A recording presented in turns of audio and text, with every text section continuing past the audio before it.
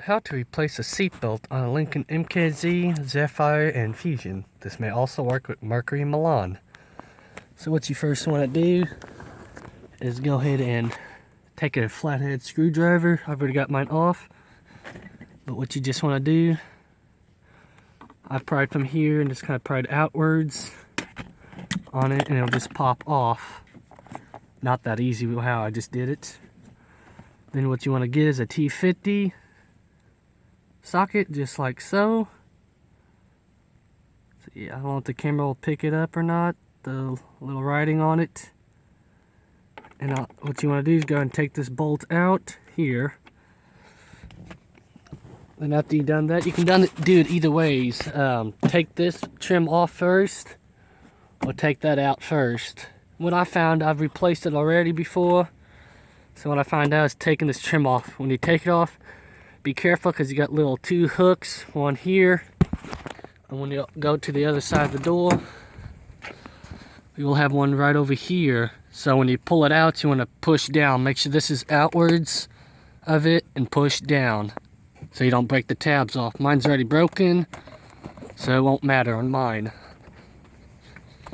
Nothing too that helpful is pry this off. Or you can just lift it up just like so. Then mine, I can just kind of shimmy it down. Okay, it's still caught on the other side. Just kind of pull it up like I do here. Then you just want to kind of work its way down. I don't know if I'll be able to show you where right there, that little knob there, it had a little hook that slides right behind here, basically to hold on to it. So you just want to go and take that off. So after you got it off, you want to move the seat, the driver's side seat or whichever one you're working on. Passenger is the same thing, but you'll have this is the driver's side obviously, but instead of this bottom piece being attached to the floor, it's actually attached to the seat. So you'll need to take the cover off and unscrew it that way off of the seat so you can take the rest of the assembly off on the passenger side. So after you got that off, like I said, go and take this bolt out. And if I'm not mistaken, you'll have another T50 right here to take out.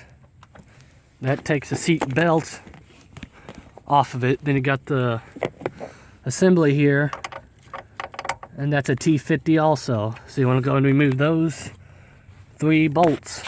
So you got one here, the black one here, got one here, and you'll have one right here.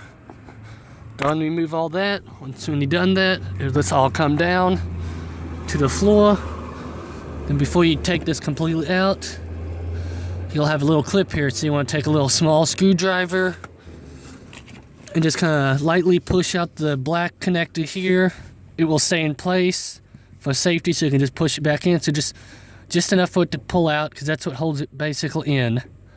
So after you get the black piece off, out a little bit, go and disconnect the connector onto it.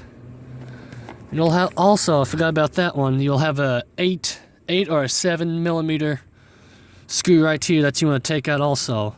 Once you got that bolt out, you want to lift this assembly up and out to get it out of here. So once you get your new one in, mine's perfectly fine. So I'm not replacing it. You can tell that I've already replaced it. Use some little wire ties. Cheap way of doing it, but it works for me. So once you get your new one, basically vice versa. Get this knob into the hole and slide down. Make sure your screws hole aligns up, and go and start the screw in for this, I would say. So screw to here, screw it in here. Then I would say lift up the whole seat belt piece here, screw that in, and after you get that one in, go ahead and do this one for your last one, I would say, or whichever one is easiest for you. We all have our different ways on how to take things apart. Then after you've done that, don't forget to, I was told if yours have been locked or if you've been in a wreck, you have to replace the connector. I'm not for sure if that's a fact or fiction, but I replaced mine anyways, so If you have to replace it because you've been in a wreck, might as well replace the connector just in case, because I've heard when it blows, the connector's bad. But I replace mine just in case. Better be safe than sorry. So after you've done all that, put the whole new seatbelt mechanism on and replace the connector. All you gotta do is just put the trim back in place. These are the knobs I was talking about that I accidentally broke off on it. One here and one there. I believe there might be one that was here, I don't remember. So the way I find it, pull the seatbelt out a little bit and slide this piece here between the seatbelt and the pillar along here. So once when you get the thing in there, it should look like that with the seatbelt in front of it. I've seen people mistakenly put it somehow, get this behind in front of the seatbelt where you can't actually pull the seatbelt out. You don't want to do that. So after you've done that, go ahead. If you got the tab saved, not able to break it off, good for you. Go ahead and slide it under there and make sure it's slid. I think probably because I was not lined up and that's how it broke. So go ahead and slide it into place. Make sure you're good on the other side. Don't know if you can see from here. And once when you get that on there, you're gonna lift this one up here. And a neat thing about it, I guess you could say, there's like a little tab right there, a little section here that lines up with the hole. So you want to make sure you're lined up with the hole. Make sure it's able to be clipped on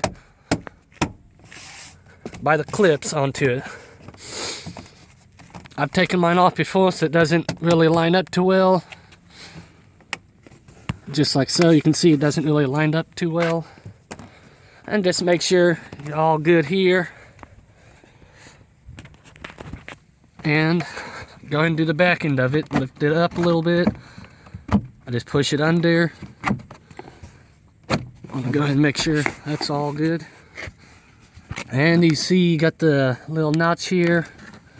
Mine's broken off, of course. And go ahead and push this in all the way. Mine's not really lining up too well. So after you get that on, you got the new seatbelt on, you're good to go. If your airbag light's on because of the seatbelt, it may take a while, or you may have to reset the airbag light for it to go away.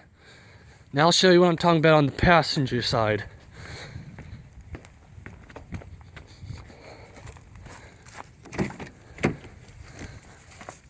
So if you want to move the seat up all the way.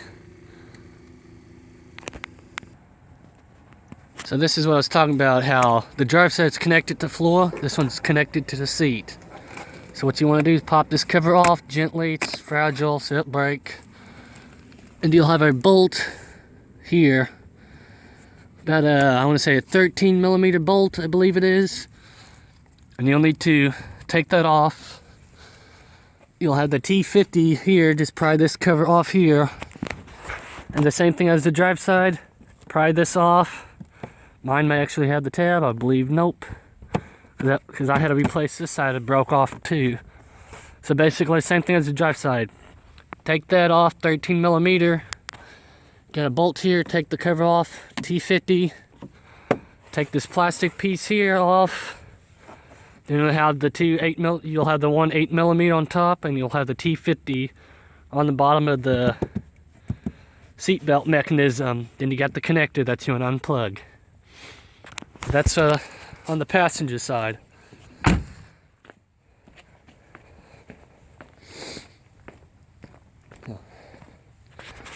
So that's how you place a seatbelt on a Lincoln MKZ Zephyr Fusion. Thanks for watching.